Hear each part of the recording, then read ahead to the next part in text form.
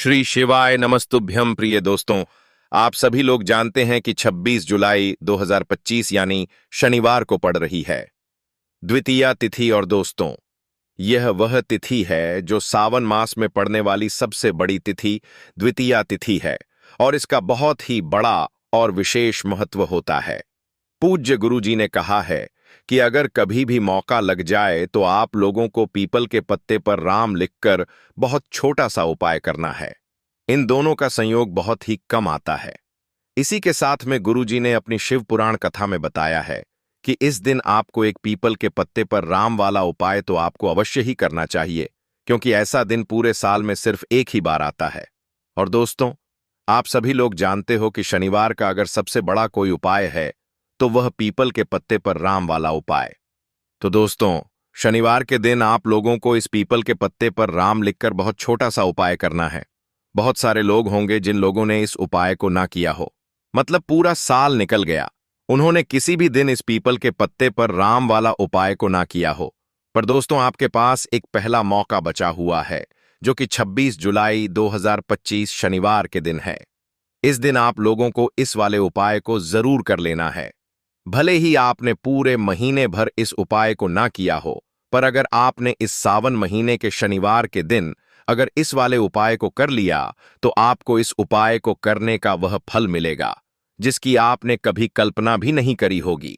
इसीलिए आप लोग इस वाले उपाय को एक बार जरूर कर लेना है, ताकि आप लोगों के हाथ से यह मौका ना जा सके और आपको इस उपाय को करने का फल मिल सके।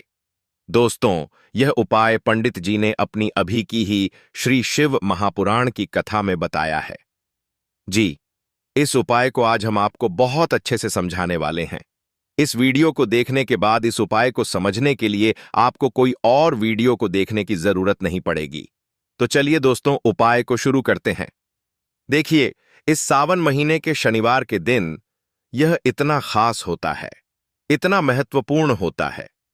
देखा गया है कभी कभी बड़े बड़े पूजा पाठ अनुष्ठान से जो मनोकामना पूर्ण नहीं होते, वह सावन महीने की शनिवार के दिन एक छोटे से उपाय करने से ही आपकी मनोकामना पूर्ण हो जाती है।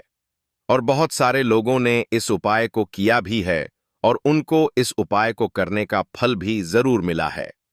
अगर आप लोग भी इस उपाय को करना चाहते हैं तो आप इस उपाय को पहले अच्छे से समझ लेना, सुन लेना, उसके बाद करना। आपको इस उपाय का फल जरूर मिलेगा और इस उपाय को कर लेने से आपके घर में चाहे किसी भी प्रकार की दुख और समस्या क्यों ना चल रही हो, आपको उसका कारण भी नहीं पता है कि भाई यह समस्या किस कारण से चल रही है।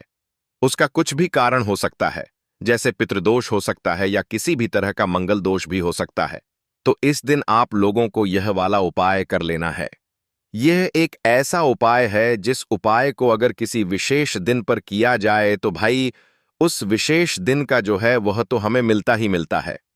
पर हमने उस दिन पर इस उपाय को किया है तो हमें उससे भी बड़ा फल मिलता है, और फल बहुत जल्दी मिलता है, क्योंकि आप इस उपाय को बहुत ही बड़े और विशेष दिन पर कर रहे हो। तो चलिए अब उपाय के बारे में बात करते हैं, लेकिन उससे पहले आप लोगों को यह जानना आवश्यक है कि आखिर यह उपाय किस समय करना है, किसको करना है और कैसे करना है। तो चलिए हम आगे आपको वीडियो में एक एक करके बता देते हैं। लेकिन उससे पहले अगर आप लोग हमारे चैनल पर पहली बार आए हैं या फिर मेरी आवाज आज पहली बार सुन रहे हैं तो हमारे चैनल वास्तु के उपाय को सब्सक्राइब जरूर कर लेना और इस वीडियो को लाइक करके कमेंट बॉक्स में श्री शिवाय नमस्तुभयम ओम नमः शिवाय जरूर टाइप कर देना। तो दोस्तों, इस पीपल के पत्ते पर राम वाला उपाय को हमें इस शनिवार के दिन कैसे करना है, किसको करना है, किस समय करना है और कहां पर करना है, यह सारे सवालों के जवाब आपको इस वीडियो में मिल जाएंगे। और जो यह वीडियो देखेगा भाई, उसको पीपल के पत्ते पर राम वाला उपाय जरूर करना चाहिए, क्योंकि इस दिन पीपल के पत्ते का भी बहुत ही बड़ा और विशेष महत्व होता है। आ जाए पीपल के पत्ते पर राम वाला उपाय की तो यह सोने पर सुहागा वाली बात हो जाती है, और यह एक बहुत ही बड़ा उपाय हो जाता है इस शनिवार का। तो अब दोस्तों, इस पीपल के पत्ते पर राम वाला उपाय को आखिर करना किसको है, सबसे पहले हम लोग वह बात जान लेते हैं।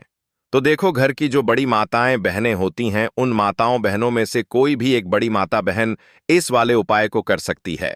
और दोस्तों, अगर आप चाहे तो अपने घर में से सभी सदस्यों को भी इस उपाय को करवा सकते हैं। अगर किसी व्यक्ति की खुद की कोई मनोकामना है, खुद की कोई दुख और परेशानी है जो कि वह अपने लिए ही करना चाहता है, इस वाले उपाय को तो वह खुद अपने लिए भी कर सकता है। बाकी अगर कोई घर में से ऐसा है जो कि अपने पूरे घर परिवार की सुख और शांति के लिए यह वाला उपाय करना चाहता है, तो भाई वह भी कर सकता है। उसमें भी कोई दिक्कत वाली बात नहीं है। कहने का मतलब यह है कि इस उपाय को हर एक सदस्य भी कर सकता है और पूरे घर परिवार के सदस्य के लिए घर की बड़ी माताओं बहनों में से कोई एक माता बहन भी कर सकती है।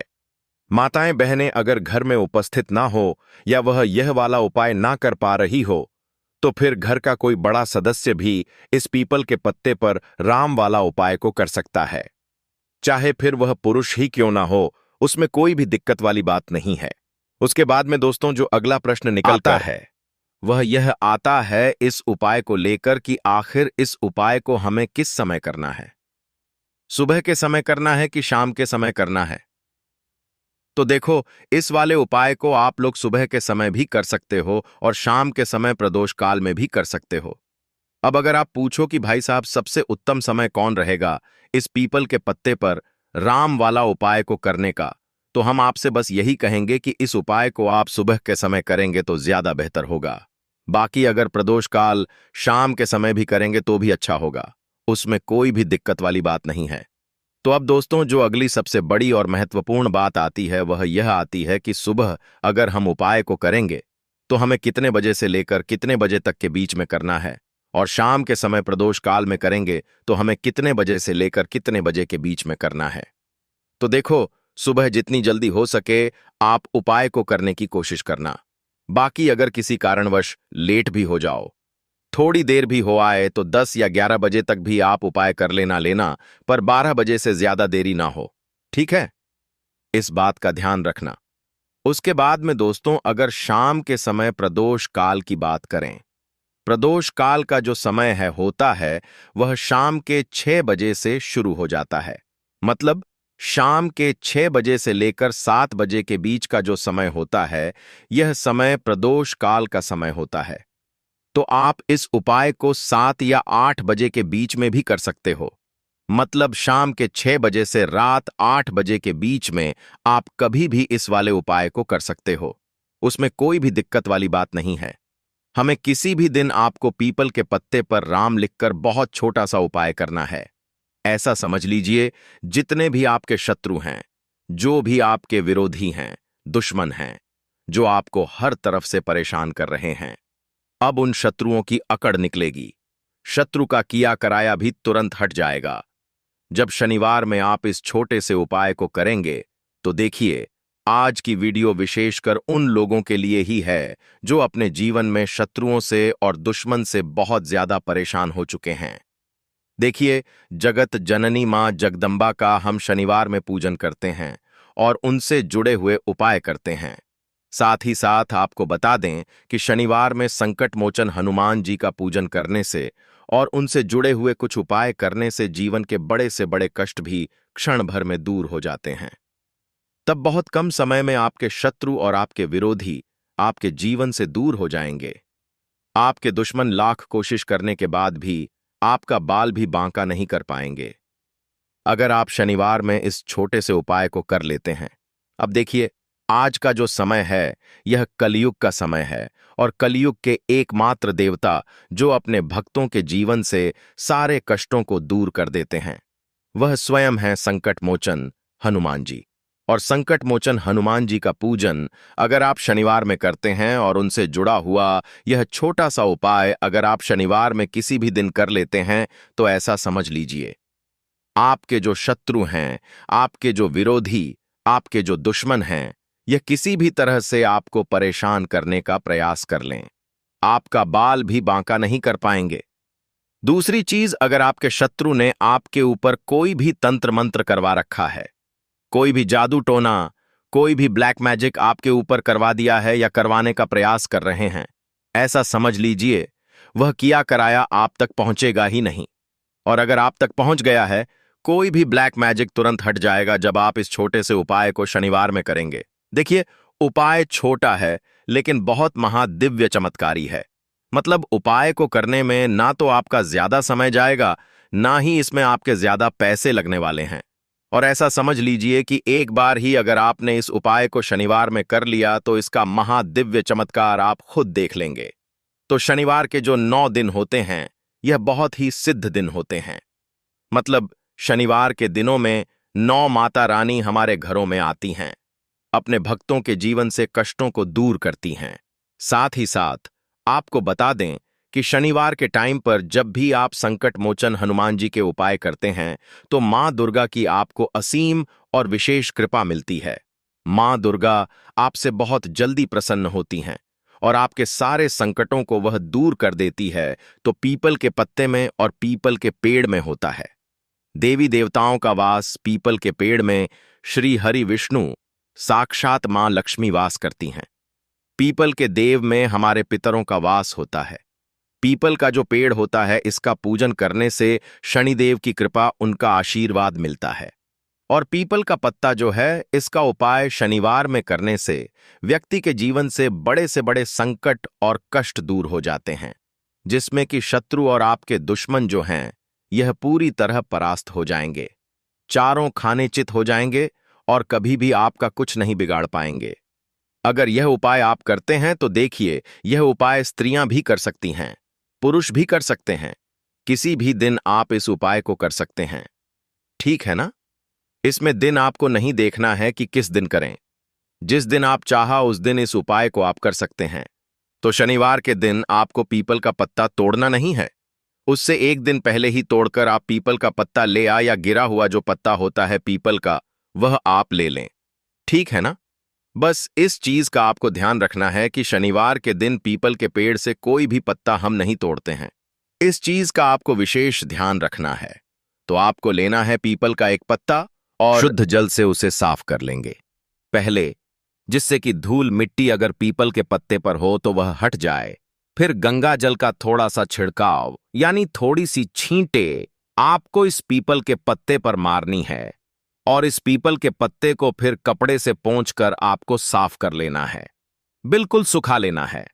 अब आपको लेना है थोड़ा सा सिंदूर, जो केसरिया वाला सिंदूर आता है, जो हम संकट मोचन हनुमान जी को चढ़ाते हैं, वह केसरिया सिंदूर आपको लेना है। थोड़ा सा जल डाल के इसे गीला कर लेंगे और इसी सिंदूर से इस पीपल के पत्ते पर आपको भगवान राम का नाम लिखना है। अब किससे लिखेंगे? माचिस की तीली ले सकते हैं, उससे लिख सकते हैं।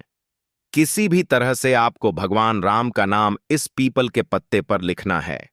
लिख लिया? एक आपको चमेली के तेल का या सरसों के तेल का दीपक तैयार करना है। और एक कोई भी आपको लेनी है मिठाई में। यहां पर आप बूंदी का प्रसाद ले सकते हैं, बेसन का लड्डू ले सकते हैं, और अगर आप इमरती ले लेते हैं तो यह और भी उत्तम है। देखिए, इमरती का जो भोग होता है, यह संकट मोचन हनुमान जी को बहुत ज्यादा प्रिय है। अब यह सारी चीजें लेकर आपको जाना है संकट मोचन हनुमान जी के मंदिर में। तो देखिए, सबसे पहले आपको संकट मोचन हनुमान जी के सामने यह दीप प्रज्वलित करना है जो आप लेकर के गए हैं। चाहे आपने चमेली के तेल का दीपक तैयार करा है या सरसों के तेल का, सबसे पहले दीपक आप जला देंगे और दीप जलाने के बाद आपको जो पीपल का पत्ता आप लेकर के गए थे, वह पत्ता आपको संकट मोचन हनुमान जी को अर्पित करना है, वहां चढ़ाना है। और जो भी भोग में आप लेकर के गए हैं, चाहे आपने बेसन के लड्डू लिए, बूंदी का प्रसाद लिया या फिर इमरती, जो भी कुछ आपने लिया है उसका भोग लगाना है। और संकट मोचन हनुमान जी से आपको प्रार्थना करनी है कि हे जगत का कल्याण करने वाले संकट मोचन हनुमान जी, संकटों को हरने वाले, मेरे जीवन से शत्रु और दुश्मनों को भी दूर कर दीजिए। शत्रु का किया कराया तंत्र मंत्र सब कुछ हट जाए, ऐसी कृपा मुझ पर कीजिए।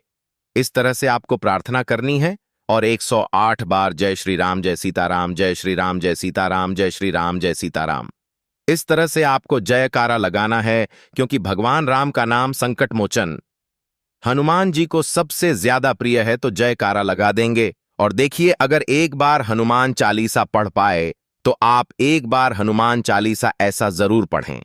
ठीक है ना? ज्यादा बार नहीं तो एक बार जरूर पढ़ें।